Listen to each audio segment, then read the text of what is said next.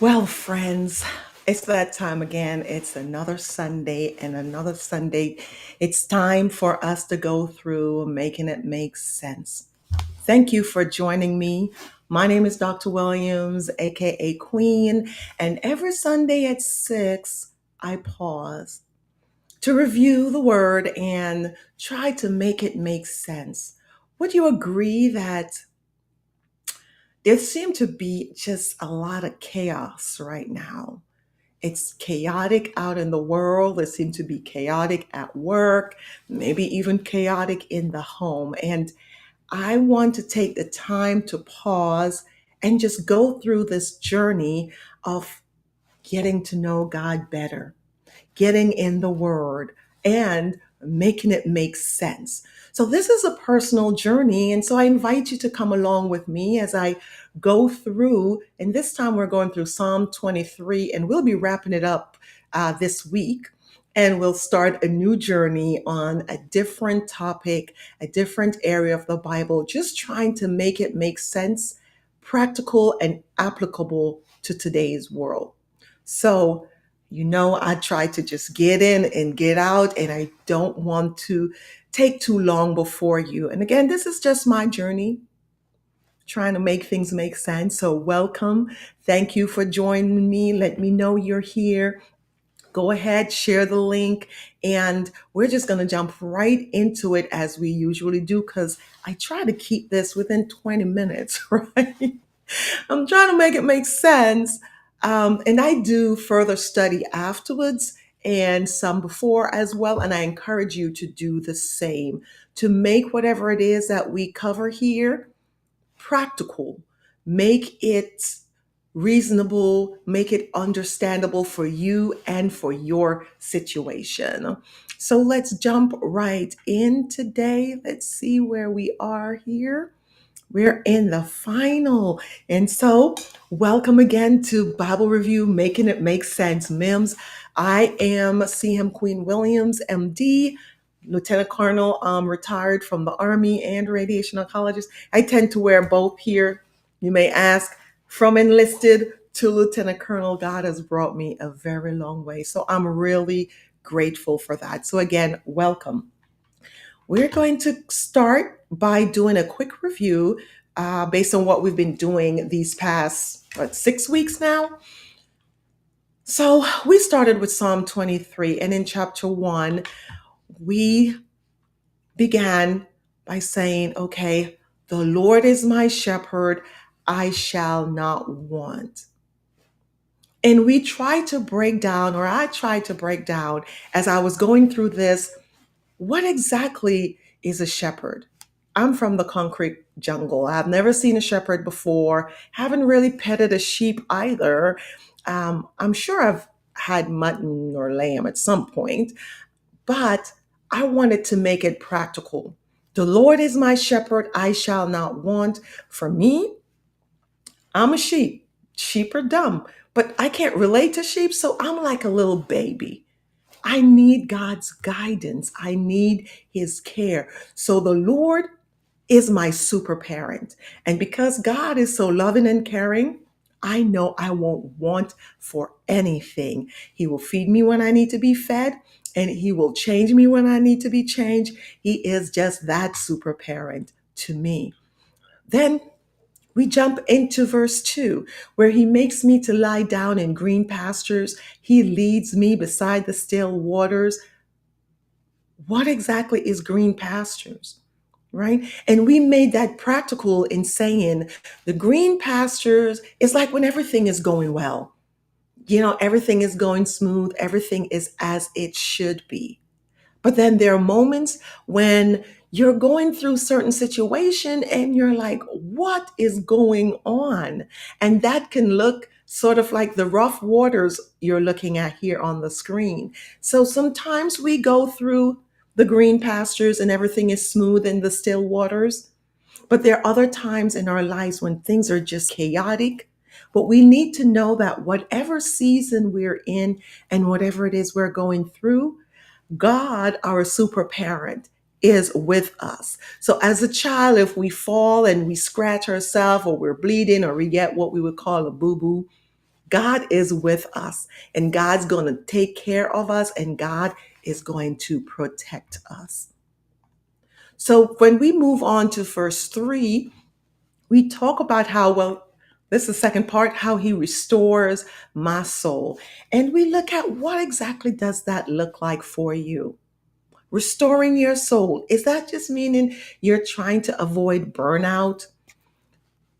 You're able to get more rest, a massage, have someone cook the dinner instead of you, someone else picking up the kids instead of you, someone else taking care of your elderly parents for a day so you could get respite, someone taking care of your husband for you in that short moment in time, taking a vacation. What does restoring your soul look like? Write it down. Get familiar with what the restoration of your soul looks like, right? And we also discuss what exactly is the soul. We are made up of three things. We have our body that we can see. We have our soul, which is our mind and our will and our emotion. And then there's the spirit part of us. So we discuss, if you did not get a chance to be with me during that time, go back on YouTube in the live section. All of this is recorded. And so go back, take a look, and go over our examples of what it means to have your soul restored. He leadeth me in the path of righteousness for his name's sake. Leading in the path of righteousness really just has to do with decision making process. Do you go left? Do you go right? Are you making the right decision? Are you making the right move for your family? Should you really purchase this car right now, or do you just fix up what you have? Make it practical. And remember, the path, if you're listening to that quiet voice, the path that God is leading you down, that righteous path, is for his name's sake. Sometimes we make our plans and we tend to leave God out of it. We make our plans and we do everything, and then we go to God with the plan. And I'm inviting you that before you make your decisions, you write things down and then you go to God with the plan you have there and see what changes God wants to make. Because there is wisdom, and then, as the sign says, there is also stupidity. And believe it or not, when we talk about being a sheep or being a young kid, we do make stupid mistakes. We can do better and make less of those. It probably won't never be zero, but we can definitely make more better decision if we bring our things before our decision before God first. And then we'll see which path we need to take, or at least have more clarity to say, okay, I brought it before God. Now, Psalm 23, verse 4 is really the crux where we want to lean into God. Because this is the verse where it talks about, yea, though I walk through the valley of the shadow of death, I will fear no evil.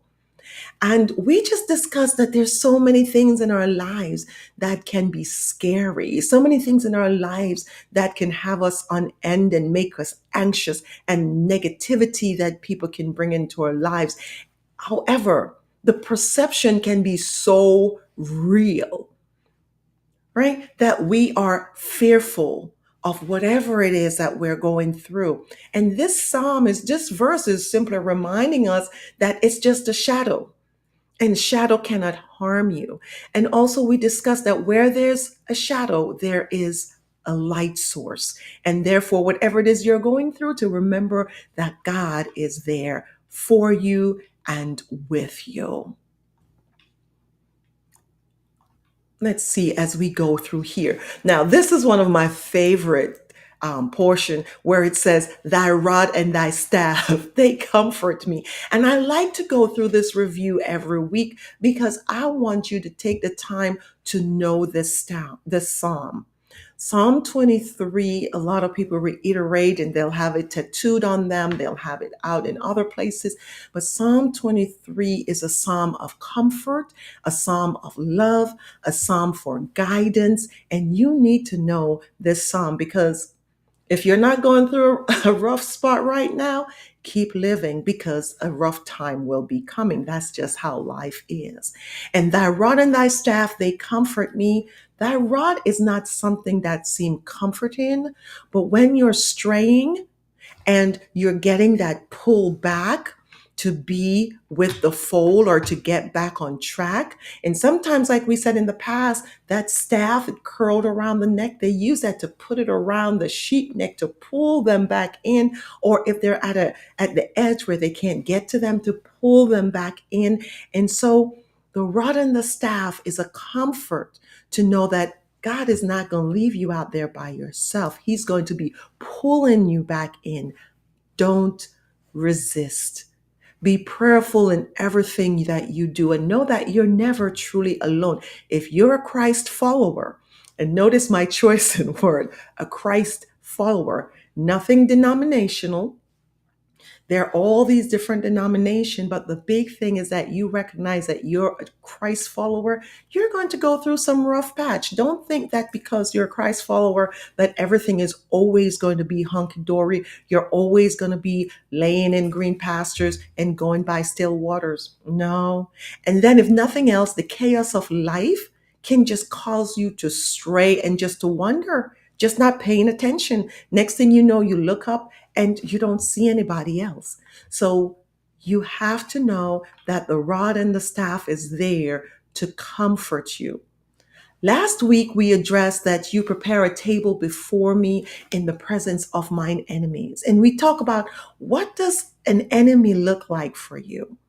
In every situation is going to be different, whether you're a teenager or you're in college and you're facing decision, you're studying for test, you're going through things, you feel like your professor is not listening or don't care, and you're struggling to make that grade. And now you're wondering, especially with artificial intelligence, will you have a job? What does your future is going to look like? Right? So there are all these things that's coming up against you, but God is saying, don't worry about that. I am going to prepare a table before you in the presence of all of the difficulties and the trials that you're going through. There's something at the end of the tunnel. There's a light at the end of the tunnel. We look at someone who may be in mid-career in their 40s, the difficulties you may be facing at work with all the laying off and you may not have enough savings. But in the midst of stuff, God is going to be there with you. We talk about anointing your head with oil. I've never had oil poured over my head before.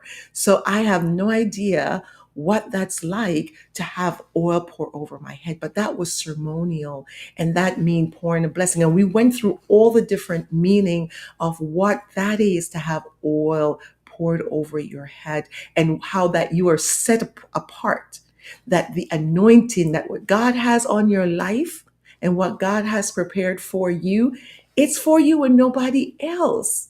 So you need to step forward and take what is yours. Take what's yours.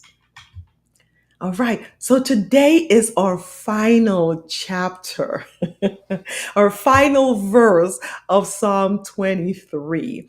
And this is fabulous because we talk about just uh, overall what life can be like from the beginning to the end. And we're going to go through the 23rd Psalm together as we go out and end this. But this is a beautiful verse that surely goodness and mercy shall follow me all the days of my life. Goodness and mercy. No matter what I'm going through, it's going to work out for my good. And if I make the wrong decision, God is going to be merciful. What more do I need? What more do I need to know for this life right now, right here? That surely goodness and mercy is going to follow me. Not just today, not just next week, not just for the next month, but all the days of my life. Remember, we discussed that we are spiritual being having a human journey. And so while we're here trying to get things right in the image of God, trying to follow in his footstep, we are trying to get it right, listening to God, going through, making mistakes, getting back up, going again, knowing that if we just keep our eyes on God, he's going to make sure things are right. We do it right, we get good result. We do something that's off keel, off kilter, he's going to show us mercy and set us back on the right path. Now, here's the final thing. And I will dwell in the house of the Lord forever. Oh my goodness. What a promise. It is full, it is rich. You know, a lot of us don't like to think about what's after this. But there was something before we were born, and there will be something after we die. And the promise of what will happen after lies in being a Christ follower. And so, if I know I'm going to dwell in the house of the Lord forever, my heart is full, my heart is joyous, and it's just trying to get through the chaos and the distraction and trying to maintain a balanced life. And as you can see here, the whole 23rd Psalm was really talking about knowing how to balance your life spiritually, physically, with work, your family, wellness, in the community, fitness, your soul, relaxation. All of that has to be balanced. But guess what? You cannot do this by your lonesome. You cannot do this by your lonesome. And you know, I was having a conversation the other day, and what came up was something that I've been pushing for a very long time now. And that is in the Black and Brown community, and it's getting more visibility too, is that we were always told we have to be tough. We have to take things on. We have to just grin and bear it. We have to push through. We don't need counseling. But you need to know that it's okay to not be okay. Hmm? And I know within the church community, we will pray about things, but sometimes we need that little extra help. And it's biblical, it's in the Bible. People do get depressed, it's in the Bible.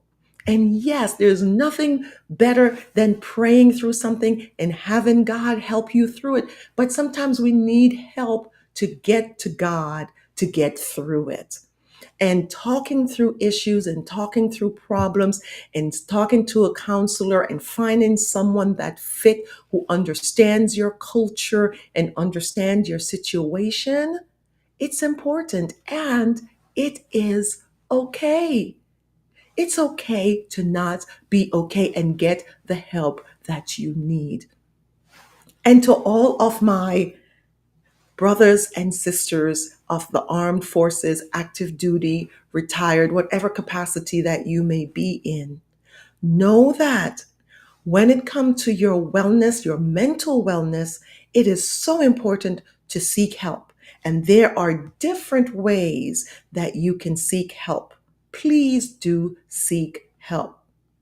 Now, going through things by yourself and trying to pull yourself up by your own boots, as we like to say, pull yourself up by your own bootstrap, that's all well and good. But even then, if you pull too hard, you're going to fall backwards. So you still do need some help. So get the help you need. Get yourself in a community who will support you in recognizing that, hey, it's okay to feel that the way that you feel. Yes, we are Christ followers, and yes, we know that God will be with us. But remember, we're like sheep.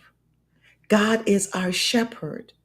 But if you don't understand what it means to be a sheep and what a shepherd is in today's world, then we say God is our super parent. And God is there for us. If you have any questions, drop it in the comment. Anything you have to say, just let me know right now. We're going to go through Psalm 23. I encourage you to memorize Psalm 23 and not just rote memorization, make it real for you. So I remember when my mom was alive, she would love to sing praises and sing praise and worship song. And we would tease her all the time. We'd say, Ma, Ma, stop the noise. Oh my goodness, my ears hurt. And my mom would say, you know what? The Bible say, make a joyful noise. And I'm making a joyful noise. Una go on about in the business and leave me alone. Which, for patois, that's saying, go on about your business and leave me alone. I'm going to sing a joyful noise. So, in honor of my mom, Psalm 23, there are many different songs that sing this psalm. I am not a singer, but I'm going to make a joyful noise unto the Lord right now in honor of my mom going through Psalm 23. If you don't know this rendition, you may learn one of your own, but this is the one that I like the best because it just reminds me of my mom. And I could just see her up there singing with the angels, making a joyful noise. I'm sure she is. But it warms my heart, and I thank her all the time for sending me to church because that's the best thing she ever did for me.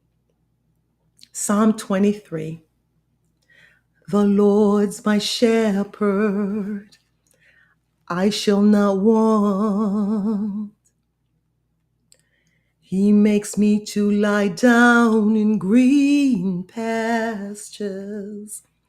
He leadeth me beside the still waters. He restores my soul. He restores my soul. He leadeth me in the path of righteousness for his name's sake. For his name's sake. And yea, though I walk through the valley of the shadow of death, I will fear no evil, for thou art with me. Thy rod and thy staff, they comfort me. Thou prepare a table before me in the presence of mine enemies. You anoint my head with oil. My cup runneth over.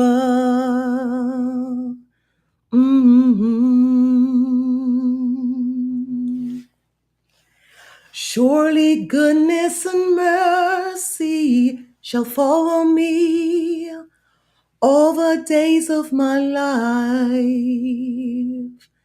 and I will dwell in the house of the Lord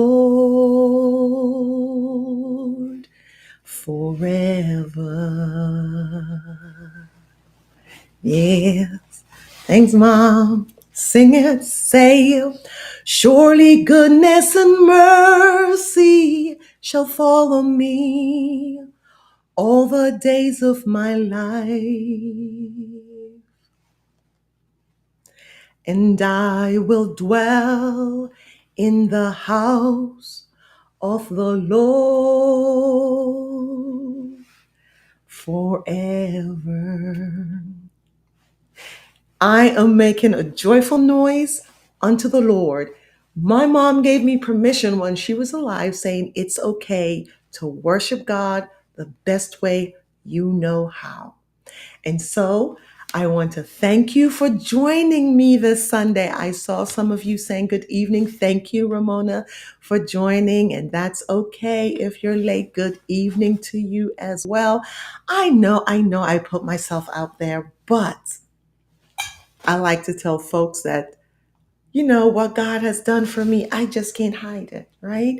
He brought me up from where I was in the Caribbean, running around barefoot, right? Eating sugar cane and mangoes and not a care in the world, brought me through being in the military, enlisted to officer and a cancer doctor. Oh, but God, if y'all knew what my grades were in high school. But when you know your purpose and you have God under your wings and you trust and believe in God, let me tell you, you can do anything, anything. So I want that to be for you this week. I love to start the week on Sunday just worshiping God. And I don't care. I don't have no shame. I don't have no skin. I'm unapologetic. I just like, I'm unashamed. Like, psh, what? I don't care anymore. And I encourage you to be the same. Just be. Just praise God because guess what? No one, nobody is putting air in your lungs. Nobody is causing your heart to beat. It may sound simple, but as a cancer doctor, let me tell you, those little things make all the difference. And all the money you have in the world, all the money you have in the world, there are people who are rich and ill, and all the money in the world doesn't make a difference. So pause this Sunday, give God the praise, praise Jesus the best way you know how. Take no care for what anybody is saying. Don't look to the left, to the right. Look up. Thank God that you can breathe. Thank God you don't have an oxygen mask on. Thank God your heart is beating. You don't have a pacemaker. Thank God that you are here. All right. So good evening here. I see some here. Good evening, Brenda. Happy. Oh, thank you so much, Ramona. And I see Adrian is here. Hi, Adrian. Thank you so much for joining. Appreciate. Oh, here's something my dad say. My dad say, y'all need to stop saying appreciate. Ain't no hate in appreciate. It's appreciate love. That's my dad. It's appreciate love. So look, we went through Psalm 23. Get to know Psalm 23. Personalize it, right? You are going to need it, my lovely friends. You are going to need it. So memorize it. Personalize it. Let God know. Thank Him for what He is bringing you through, what He brought you through, and what He will bring you through. And I'm going to stop right here because you know how I go. I'm military. I got to honor your time and I am tired. And I just want to send out prayers to everyone who was affected by this storm. I wasn't in town. I was traveling, but I saw the trees were down, homes were damaged, people got killed. Oh my God. I just extend prayers to everyone out there that the damage will be repaired. And to those who lost loved ones, I extend my sincerest condolences and I pray God will be your strength. So the next psalm that we're going to go through, I like studying the people, but I want to go through the psalm that my mom had us memorize, Psalm 23, and the next one is Psalm 91. Oh my goodness. So get ready to go through Psalm 91. I wasn't sure if I would make it back in time to do my MIMS, but God always makes a way. So every Sunday, 6 p.m. Central, 7 p.m. Eastern. I look forward to seeing you again next week. We're going to start going through Psalm 91, and then little by little, we'll start picking on some other areas and some other things to go through. My lovely friends, I thank you for joining me. May God bless you and keep you and cause His face to shine upon you and bring you peace. Until next time, this is Dr. C. McGann Williams, aka Queen, signing out. Thank you so much again for joining me. God bless. Bye.